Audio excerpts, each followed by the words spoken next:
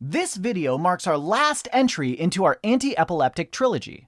In the previous sketch, we were introduced to some narrow-acting anti-epileptic drugs at the Carpe Drive-In, including carbamazepine and phenytoin.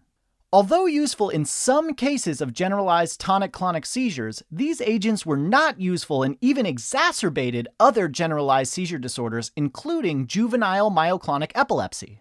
However, in our first video, during Francis Pizarro's conquest of the Incas, we encountered the broad-spectrum anti-epileptic drugs. These agents were useful in focal as well as many different types of generalized seizures, including absence seizures, which means we'll see some returning favorites today. I do want to mention that this is one of those medical words that you will hear pronounced in different ways. I initially learned it as absence seizures, but people also say absence seizures. It's the same thing. So first, let's head to the classroom and learn about one last anti-epileptic drug useful in treating absence seizures. In fact, it has a very narrow spectrum of anti-epileptic action because it's only good for absence seizures. Ethosuximide. All right, pay attention to the front of the classroom as the teacher takes roll. See that absences clipboard? That's absences for absence seizures. And if you look around the room, I bet you can spot young Braden here in the middle of one of these seizures now. Absence seizures are a type of generalized seizure that occurs mostly in children, hence the elementary setting of this sketch. They are characterized by sudden, momentary lapses in awareness, an absence attack that can be accompanied by staring, rhythmic blinking, and even small clonic jerks of the upper limbs. Teachers may notice this behavior when a student frequently becomes inattentive and stares into space, almost as if daydreaming. Following the attack, behavior and awareness return to normal, but the patient usually has no recollection that the seizure occurred. Most last about 10 seconds, and they can occur hundreds of times a day. While you're working up his seizure disorder, you'll likely run into another clue. Here's a little hint. It will be visible on an electroencephalogram or EEG.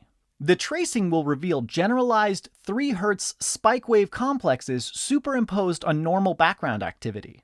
Just imagine this kid in the corner of shame here. Instead of that dunce cap, imagine he's wearing an EEG cap.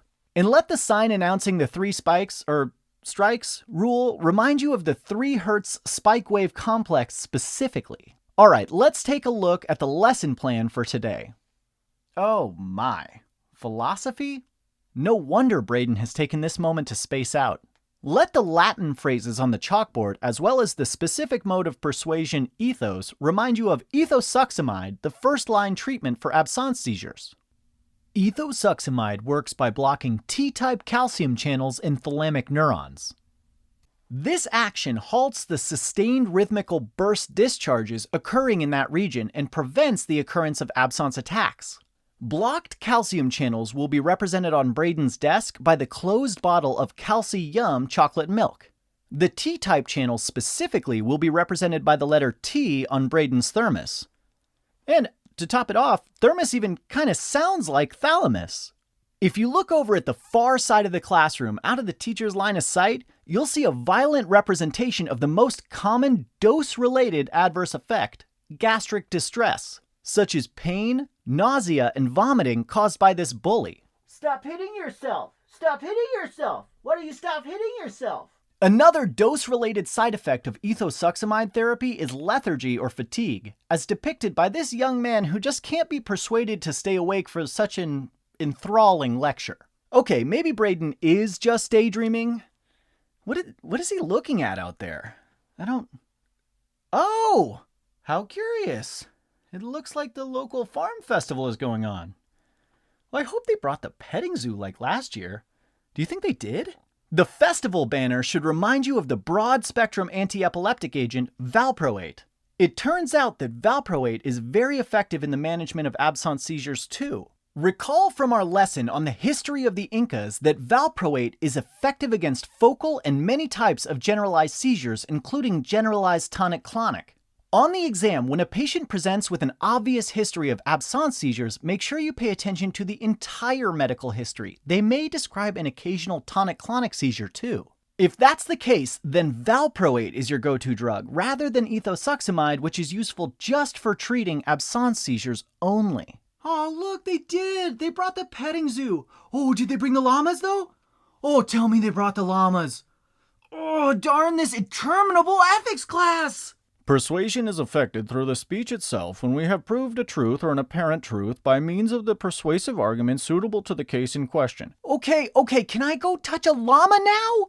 What if they run out of llama pellets? A llama, of course, is our recurring sketchy symbol for lamotrigine, another broad-spectrum anti-epileptic medication that is also effective against absence seizures.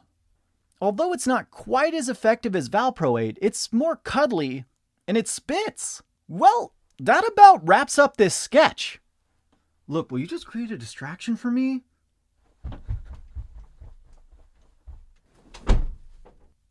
Oh, I'm gonna see some llamas. Llama. What? They ran out of llama pellets?